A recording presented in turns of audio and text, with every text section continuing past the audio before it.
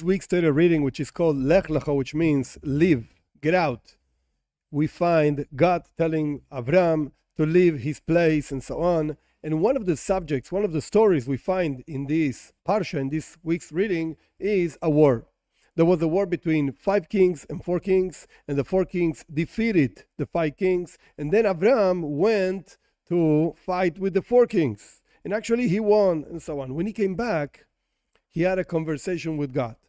And God told him, Anochi Magen Lech, I protect you, I'm your shield, don't worry, and you will have a lot of reward, and so on. A simple question a person could ask is, wait a second, Avraham just came from the war. He actually won the war. And comes God and says, I will protect you. What do you mean? I needed protection before.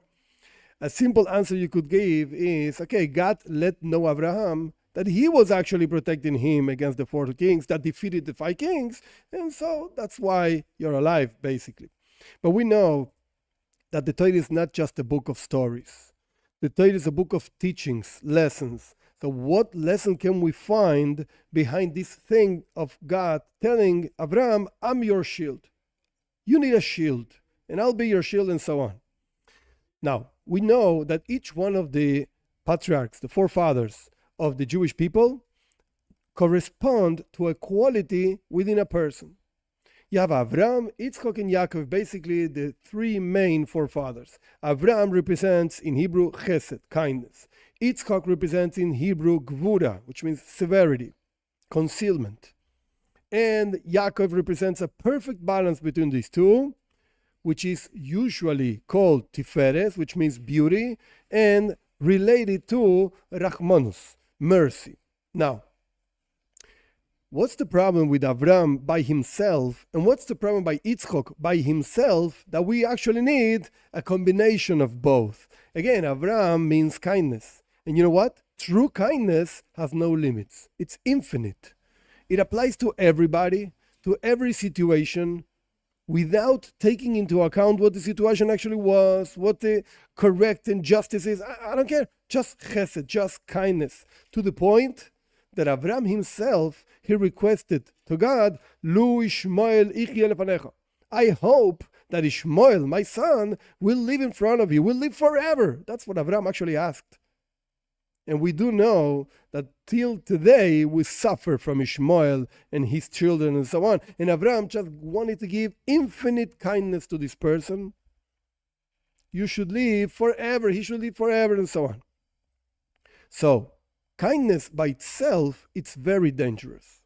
Just kindness, infinite kindness, is very dangerous.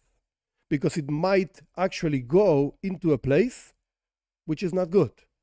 To the point that our sages do say about Avraham, Yatsa mimenu Ishmael, that Ishmael, his son, which was not a good guy and so on, he came out of him. Like Avraham was not working into having Ishmael, he just came out because it's an excess of kindness. And the same thing happens the other way around. Yitzchak, our sages do say, Yatsa mimenu Esav. Yitzchak had 2 children, Esav and Yaakov. Yaakov and Esav. And Esav is considered impurity and so on. And Yaakov is the forefather of the Jewish people and so on. Purity, etc. Now, our sages again say that an excess of severity, concealment, if something is very too much concealed, that's also not good. Too much kindness, it can go into a wrong place. Too much concealment can give room to something really not good. Like Esav. Yatsa mimenu came out of him.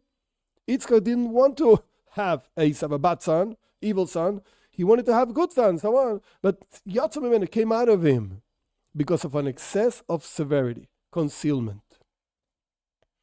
Maybe an example we could give of this is an excess of kindness would be a person thinking and thinking and thinking so much and really spreading out his thoughts over all kinds of places. And you think about this, and suddenly you start thinking about that connection and that connection and that connection, and like a tree that has branches and branches and more branches and branches, and you take one branch and use branches and branches.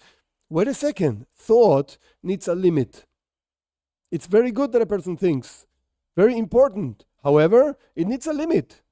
You have to focus your thought into one particular thing. I need to think about this right now. How much is one plus one? Yeah, but let's think about giraffes and wait a second. Very nice animals. But right now we're in mathematics. You can't just go to everywhere. You have to focus your thought into one place. So kindness, which would mean the thinking and the knowing and the intellect and so on, needs a limit. On the other way around, severity, if you conceal too much, there's no revelation at all. Imagine I sit in front of the camera and I just remain silent. Concealment, severity. Yeah, you have to talk. You have to say something. Therefore, infinite concealment is also not good. There has to be a combination. Our sages explain that that's why God told Avraham, Anoichi Magen Lech. I will be your shield. You're very good, Avraham. You're very important, to the point that the world exists because of the kindness that God does with us, and we emulate God and so on. However, kindness needs a limit. Concealment needs a limit. There has to be a balance between giving and not giving. Between kindness, which is Avraham, cannot be infinite, and concealment, severity, which is Yitzchak, also cannot be infinite. There has to be a balance, and that's Yaakov. That balance is Yaakov, mercy, which actually means that a person is conscious. I know you did not do the proper thing, you failed, so to speak, but still I'm going to be kind with you. So it's a combination. I'm not just giving you, and I'm not just not giving you, preventing, etc. No, concealing. I'm going to give you, but I'll remind you that you don't deserve it. This is the quality that actually makes the whole world function, as our sages say, that God initially thought he would create the world with severity. That's why the name of God mentioned in the creation is Elohim, which means severity, concealment. And he saw that the world would not actually function at all, so he mixed it in kindness in order to have mercy. May God help us, each one of us, to regulate and to know where are we actually giving too much kindness or too much concealment, and find the proper balance around life.